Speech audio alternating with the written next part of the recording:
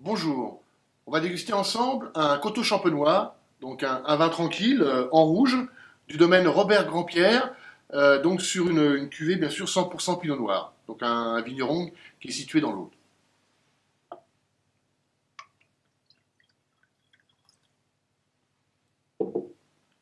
Voilà, on a une couleur assez classique des coteaux champenois qui sont souvent sur des teintes assez claires, sur des notes un petit peu grenadines, un petit peu saumon rosé un peu foncé.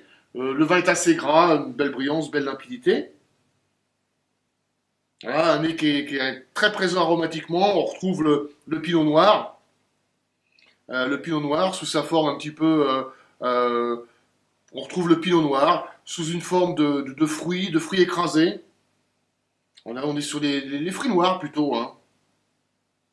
Fruits noirs et puis des notes un petit peu sous-bois aussi. Donc, ce qui donne au vin, même si c'est un vin clair, on a un nez qui a vraiment du caractère, hein. Une note légèrement terreuse aussi, donc qui fut toujours liée avec ce côté humus, ce côté sous-bois.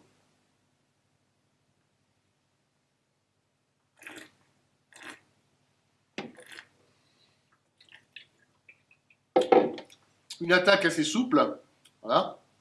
On a un petit peu d'acidité. Le vin génère assez rapidement un petit peu d'amertume, donc plus sur des fruits à noyaux.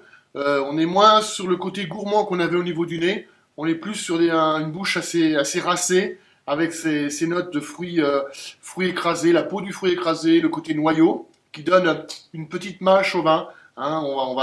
On retrouve un vin issu d'un cépage rouge, bien sûr, hein, mais avec des petites notes légèrement tanniques. Alors, c'est des tanins qui sont assez doux, malgré tout, mais qui ont quand même cette présence.